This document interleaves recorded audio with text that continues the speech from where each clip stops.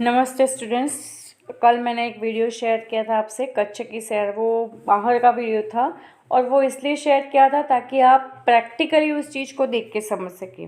तो आज मैं उसको एक्सप्लेन करूँगी। कच्छ की सैर जिसके ऑथर है हरीश धोलकिया, राइट। कच्छ निवासी हरीश धोलकिया अध्यापक थे।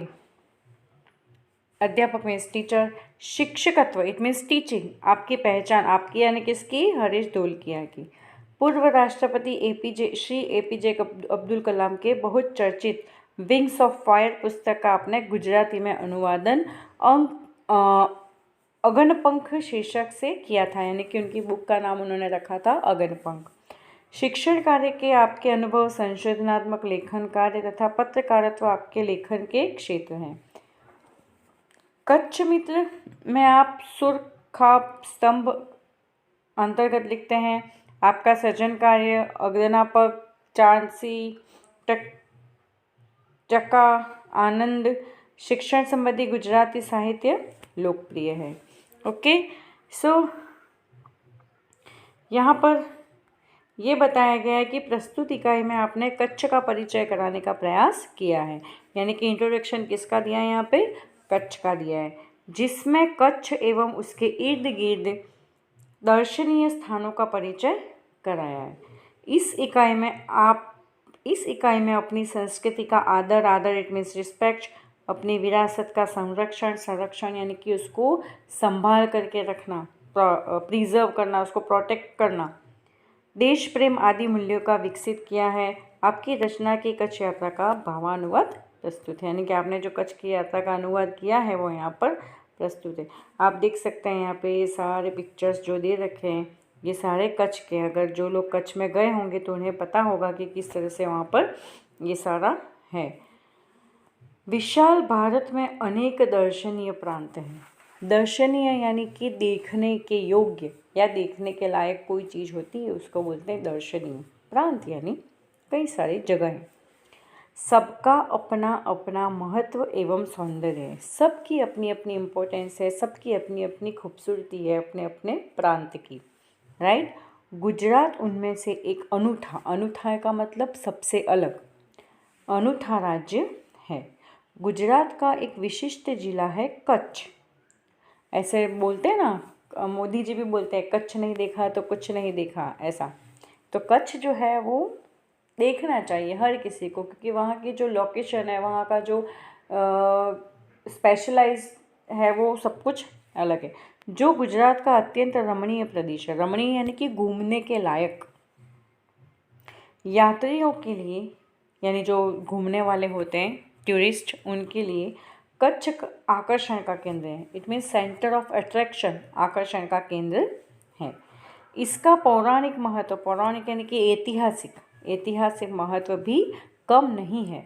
अनेक दर्शनीय स्थानों के वैविध्य के कारण इसे म्यूजियम यानी संग्रहालय कह सकते हैं। वैविध्य यानी कि विविधता, डिफरेंट, तो अनेक वहाँ पर कई सारे डिफरेंट थिंग्स है जिसकी वजह से उसको म्यूजियम भी कहा जाता है, वहाँ के दर्शनीय स्थानों को, राइट।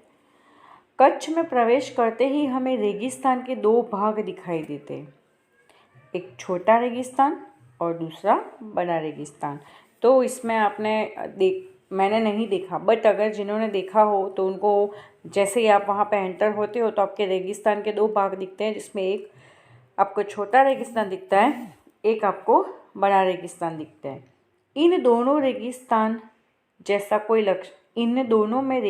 जैसा कोई लक्षण नहीं दिखाई देता है। क्यों? क्योंकि आप जैसलमेर वहाँ पे गए होंगे तो रेगिस्तान में जैसे मिट्टी और रेत होती है, एकदम फिसल जाने वाली रेत, ना कि चिकनी हुई मिट्टी। तो जो रेत होती है वो रेगिस्तान में जैसे होती है, दूर दूर तक ढेर होते हैं, तो वैसा इसमें कोई लक्षण नहीं होता है, रेत कहीं नज़र नहीं आती, अतः यह अनूठा रेगिस्तान है। एक्चुअली ये दिखता रेगिस्तान जैसा है क्योंकि यहाँ की मिट्टी ऐसी है, बट ये रेगिस्तान है नहीं क्योंकि यहाँ पर रेत नहीं है। इसीलिए रेत है नहीं फिर भी रेगिस्तान लगता है, इसलिए ये अनूठा रेगिस्तान है। सामखियाली को हम कच्छ का प्रवेश द्वार कह सकते हैं। सामखियाली जो है उसको हम कच्छ का प्रवेश द्वार, यानी कि जब हम एंटर होते हैं और सामखियाली आता है तब हम मान सकते हैं कि अब कच्छ की भूमि स्टार्ट हो गई। कच्छ की यात्रा यहीं से आरंभ होती है।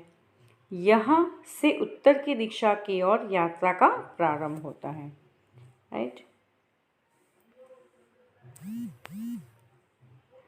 यहाँ रापड़ से धोलावीरा पहुँचते ही हमारी प्राचीन संस्कृति मोहनजोदड़ो का स्मरण हो जाता है।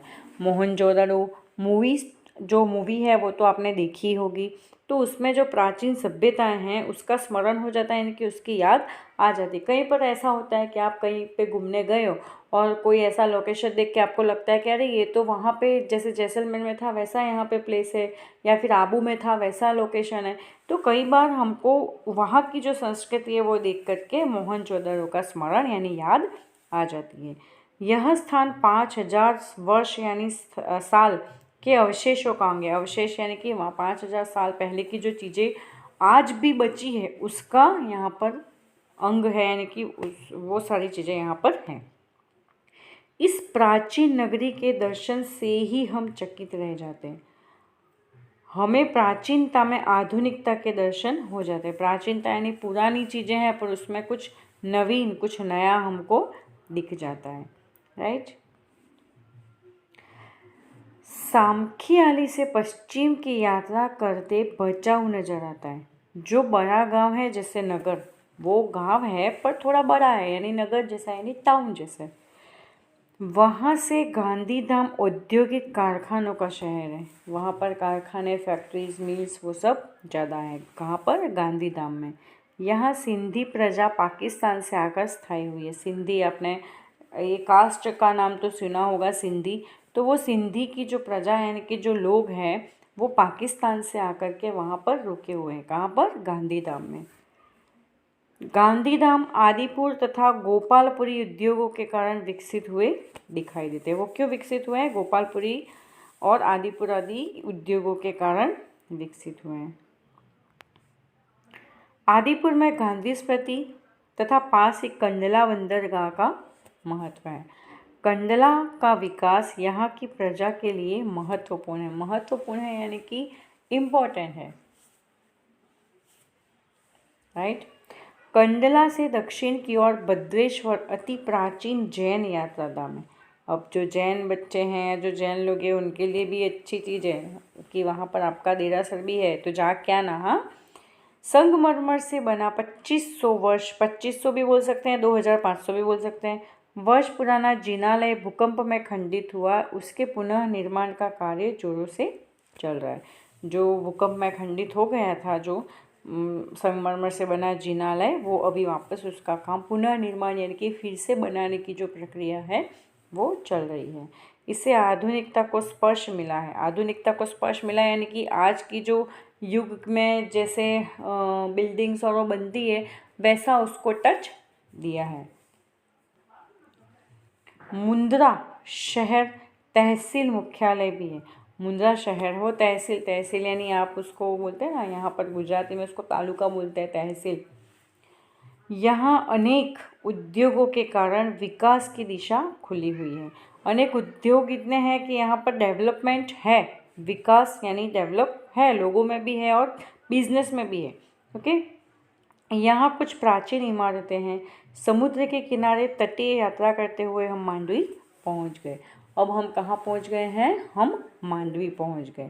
तो मांडवी, आज हम सिर्फ मांडवी पहुँचेंगे, उसके आगे जितना भी है हम कल पढ़ेंगे। क्यों? क्योंकि इतना सारा बड़ा चैप्टर है कि आप छोटा छोटा पोर्शन पढ़ोगे तो आपको वो चीज़ याद रहेगी, क्योंकि इसमें कई सारे प्लेस के नाम तो आ गए। इतने से चैप्टर में कई सारे प्लेस के नाम आ गए।